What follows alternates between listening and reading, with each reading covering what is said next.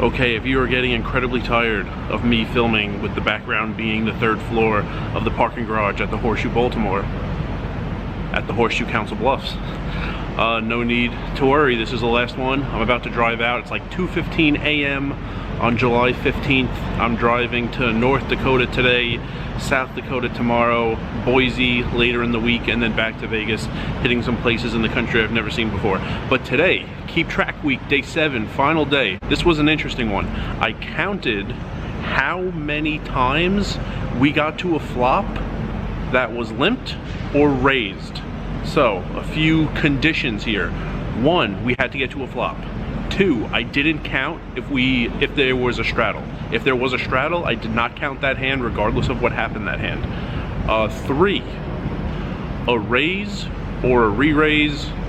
Some kids call them a 3-bet now, or a 4-bet.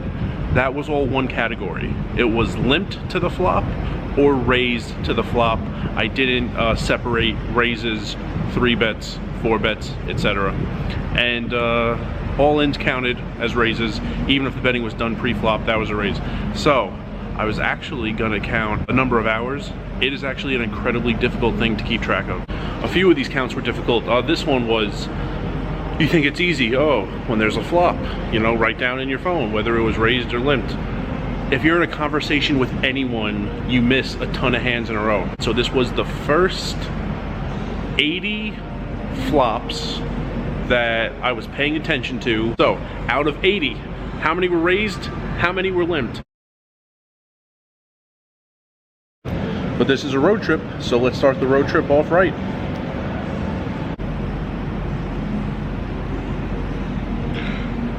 Rocky Patel, 1990. I've had the 92, I've never had the 90.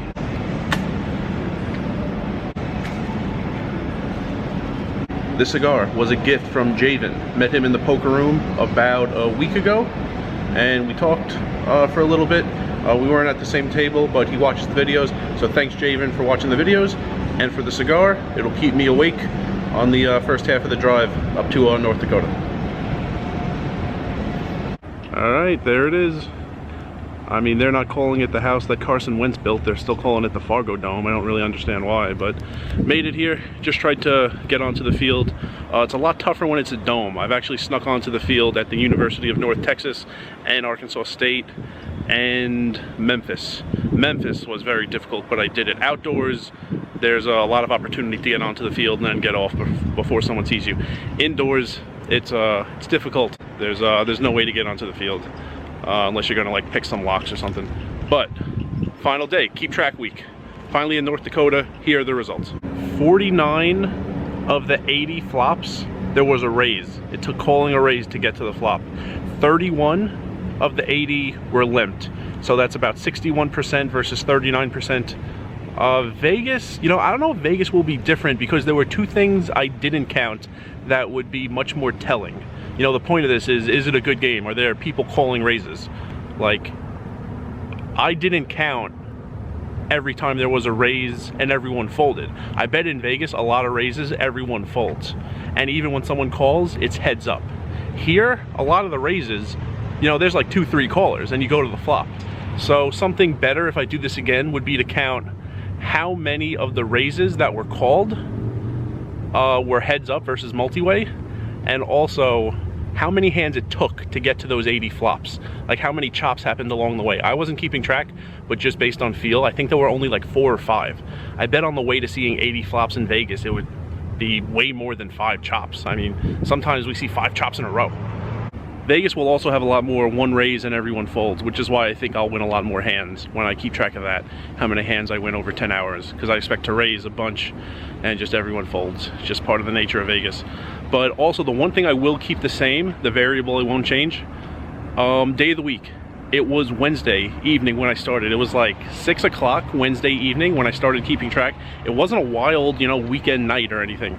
It was 6 o'clock on a Wednesday, and we had about 61% of the flops that I counted. It took a raise to get there. So I will definitely pick a Wednesday. I'll try to pick the same day of the week. I know I mentioned some were Fridays in the first 6 days of Keep Track Week. I'll try to keep them all the same to eliminate that variable and just see if we could see the difference between one city and the other city.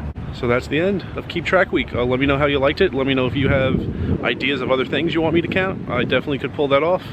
Gonna be in Vegas for a while, maybe round 2.